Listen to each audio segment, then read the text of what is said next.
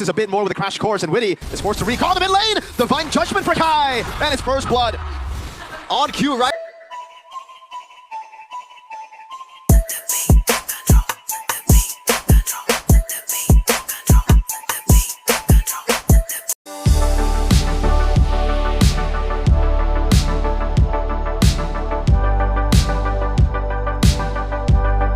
Franchise in ID against the reigning champions. It's Legacy versus Pride. Onic takes on Team Liquid ID in Mpl Indonesia Season 15 playoffs. It starts now.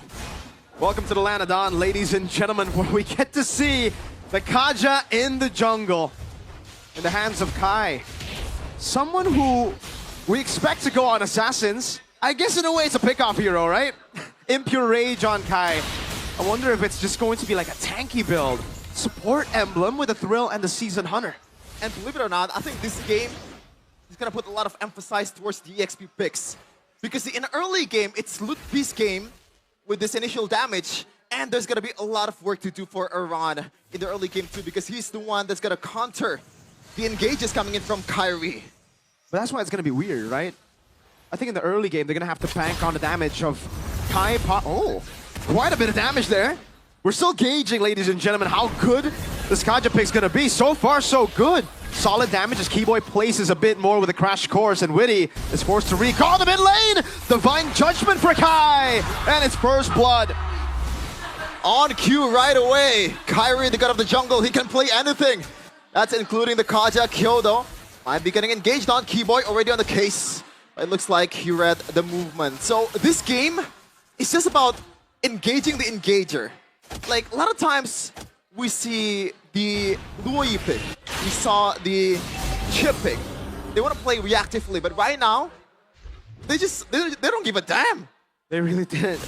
I think the orthodox pick would just be for them to go for the Lucas. We called it here on the desk. We were talking about, all right, this is going to be a Lucas game. TLID didn't ban it. Keyboy walking down though. Uh-oh, that inexperience biting him in the back, but it will be traded for a turtle, so at least TLID don't walk away empty-handed. Bit of a rookie mistake there, Kyo. Could have been a no trade for TLID getting the turtle also.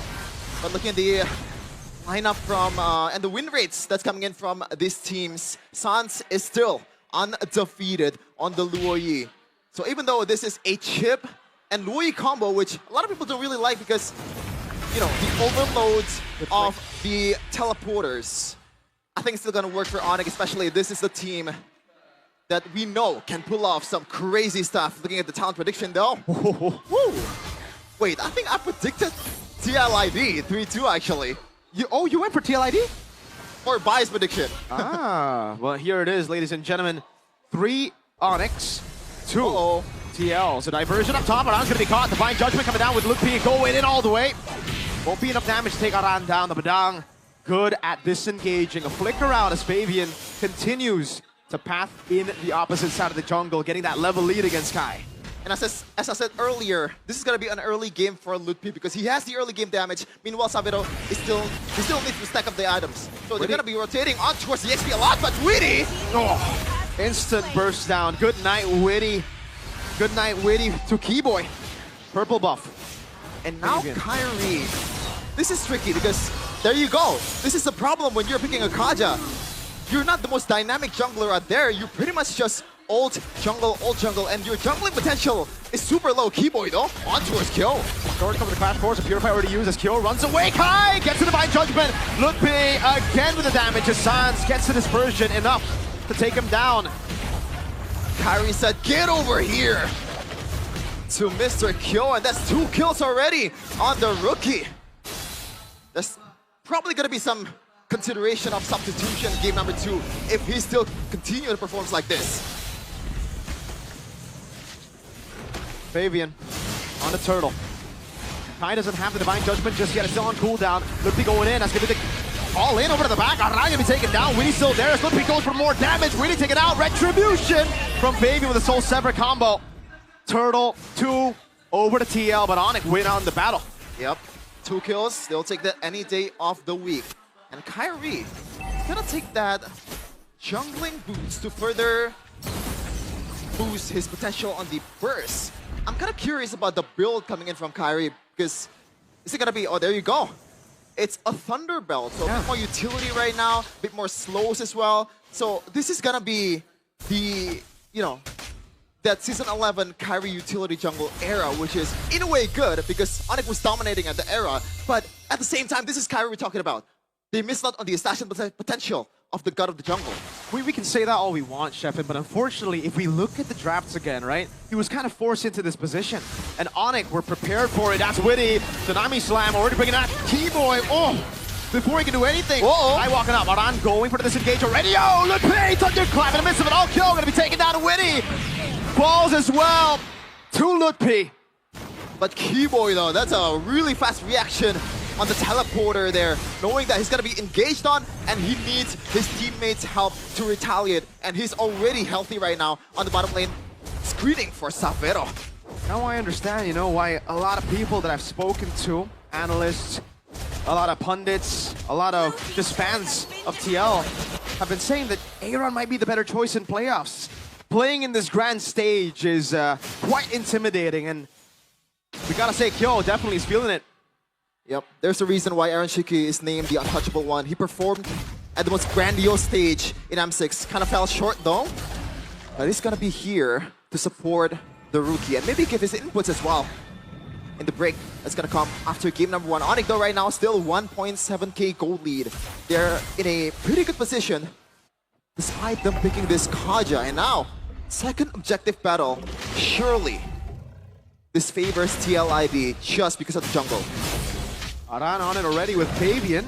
T-Boy does have the shortcut. San's not gonna look for an angle here. Kai's just gonna walk up for the airstrike coming down. Witty able to go for the Tsunami Slam! Oh! Win. Zabon Force coming down. Keyboy able to walk away. Witty though caught again. Let's pay! Mega kill. Fabian gonna be caught in the thunderclap again. And Aran falls to Savero. Oh, they're not stopping just yet. Look, he just goes in again. Diversion to the back. Keyboy looking at the crash course. Able to go for the Sun. Kai with the flank. A killing spree. A SQ whip down. Let's a shutdown to him. He's unstoppable. A portrait in motion for the Porcupines. Like, listening to a beautiful staccato right now. 4.5k gold lead. This is the old Onic that we're used to seeing. But what a play coming in from the whole team of Onic. They're not stopping. Even with Kiwi getting bursted down. The early team fight. It's strange, Sheffin. The old Onic, but the new Liquid, that just doesn't feel right.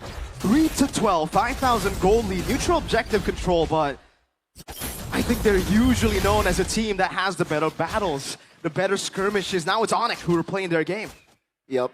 And they can take this as long as they want to, especially with the fact that Keyboy and Sans can pull the trigger anytime they want to. Lutpi secured a huge item there. So all the damage dealers coming in from TLID will be much more vulnerable by now, and it's secured that, I believe, Tire hit as well. Hoping for it to proc in the later part of the game. 6k for Onic. Wow. And Onic at this point, they're gonna have to play just discipline. At this point, they don't need to rush anything. Yeah. 5,000 gold lead at 8 minutes with a composition that even though you think is more of the early game, I think it's more mid-game for Lutpi especially. Now that he has to have to see, 2,000 gold lead in XP. Technically, he's known for this. Last time we were in the Velodrome, it was Lutpi who carried Onic with the carry picks to secure the 4th title. Back to back to back to back. They stuck to the KTV, man. Give Lutpi the EXP carry, the Paquitos, the Benedetta.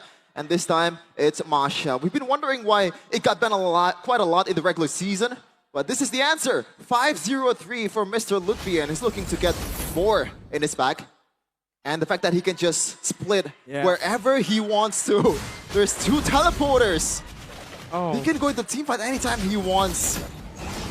It's way too easy for Onic to set up after getting the early game lead. We expected TLID to be the ones leading in the early game, and then in the mid game, perhaps for Onic to turn the tides with the man advantage, with those teleports. But when they have a lead like this gives Onic all the room for Prio up top. TLID are not sending anyone. Holy Defense already procced. Lutpi is going to stay there. Wait a minute, Kyo, is he gonna clear? Is he gonna cross that? He's dead if he does. Yeah. Looks like he's gonna take the long route, but Onic, they're on a case on towards the Lord. Already 20k Keyboy might be getting engaged on. Tsunami slam over to Keyboy, unable to go. Oh, shortcut in the flicker route. Kairi walks at Divine Judgment over to Fabian. Sabero picks up the killing spree. Heavy crossbow coming out. Witty gun down. Onic with a 2-0 lead. How do you deal with this diversion on towards that bushes? Kyo did not read that one. It looks like Onic will take this one without any contest. Okay. There you go. I was wondering, Mirko, like at this point, Kyo and Yehezkiel, what do they do? What are they here for? Because if they actually proc the ultimate, looks like he can just jump on them with the flicker, and it's easy picking for him. That's a good question. I don't know what he does. Either way, it's going to be tough. He has Purify up against the Kaja. Again, easy Divine Judgment. It goes through that suppression. I'm trying to think about ways, but we do have a game fact here by our new application, Goping. Kairi's Kaja Jungler makes a return in Mpl Indonesia after being last used by Kairi in Mpl ID Season 11 regular season when Onic defeated Alter Ego. And Sans, that's a huge item there on the Winter Crown. Now, you can see the old Sans with the Purifies, with the Winter Crown, the micro god of Indonesia for the longest time. Look, we also secured that Malefic War. So, again, if they want to go for a run, they can do it any day of the week. It really just feels, oh, Aran is holding an angle, perhaps looking for a play again. Jumps off the Sans, but he has to Purify. Witty able to go for the catch. Yep. Nice walking up, the Lord as well. Savero, oh, that damage! Yehezkiel and Kyo down very low. Diversion up the side. They're going to take it. But it's still just away. Tsunami Sam locking Keyboy down. Now with the lockdown as well, with the shortcut coming down. Keyboy has the immortality. Witty obliterated. Keyboy still stays alive. Kyo goes in. Aran goes over the six. Crack. Gets a kill on the Keyboy, but Lupi and Kai are just dismantling the back. Base wide open. Savero walking him down in the fountain. Another wave spawning in. 16 seconds for Witty. Onic can take it slow. They're still gonna wait for the minions. Mid lane turret will be down to the hands of Savero. Fabian and Kyo, two defenders for the Stallions. Version. Yo, what happened to Fabian? It's a magic trick. You blink and you miss it. Lupi wants to go for more. Onic start the best survive with a game one dominant display.